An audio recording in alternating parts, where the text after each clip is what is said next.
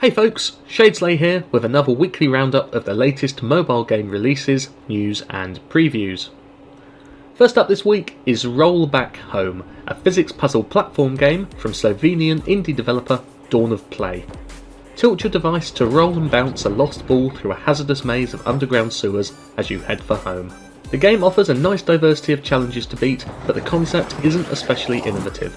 To make up for that, it's beautifully presented in a black and white, hand-sketched flipbook style. Add to this some catchy music and you have an experience that's well worth checking out. Roll Back Home features 36 increasingly challenging levels and it's available for iOS devices from the App Store now. From the sewers to space, which is the setting for our second new release, Star Horizon by Polish developer Tabasco Interactive. Available for iPhone and iPad, this is an impressive looking space-based shooter. I've given this game a thorough play and it has to be my pick of the week.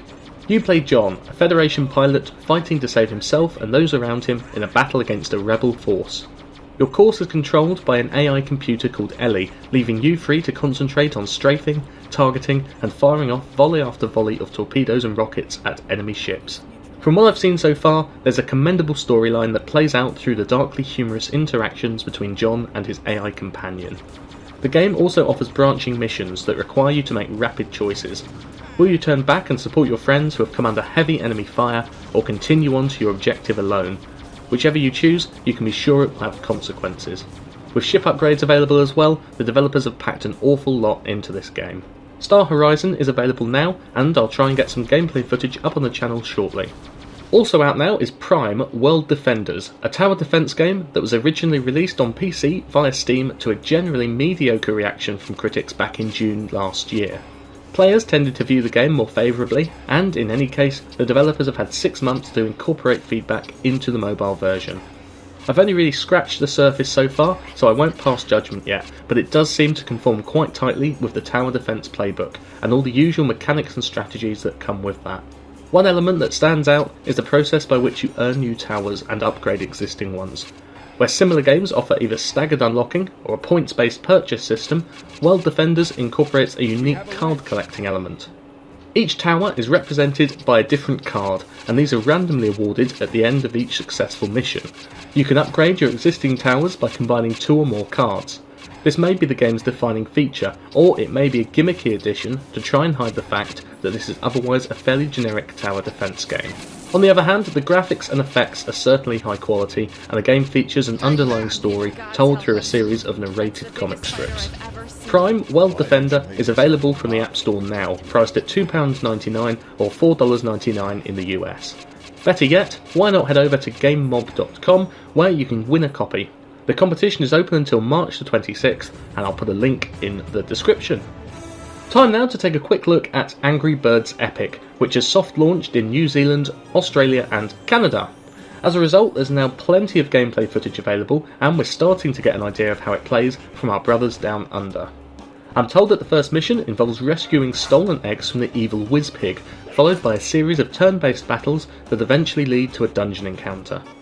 It sounds like Rovio have put a lot of effort into developing a solid game with a focus on engaging gameplay, rather than just relying on the goodwill of the Angry Birds brand. It's a free-to-play title, so there are naturally concerns over balancing and the impact of in-app purchases, but this is something we'll understand more fully in time. For now, it's looking good, and I can't wait to get my hands on it when they release worldwide, although we don't yet have a confirmed release date. That's my hand-picked selection of new releases this week, but we're not finished yet.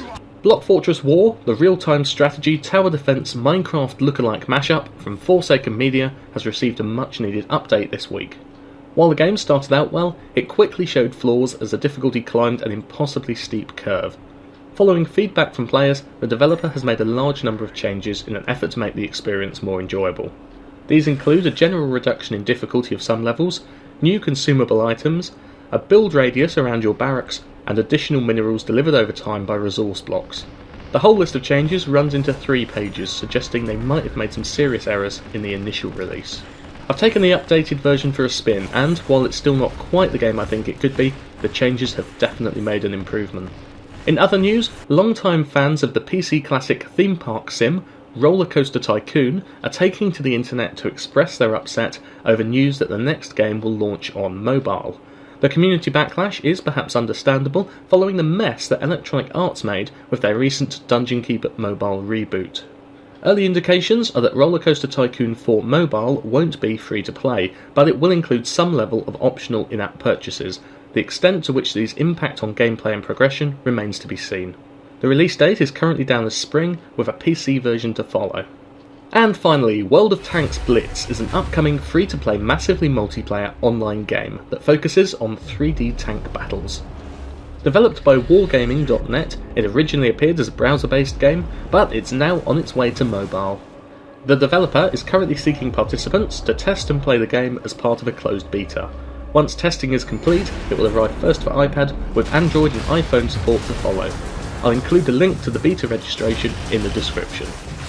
And that's the lot this week. Don't forget that you can stay up to date with all of the latest mobile gaming news and reviews at www.gamemob.com, and you can follow me on Twitter at ShadeslayPlays for regular news and opinion on everything and anything related to mobile gaming.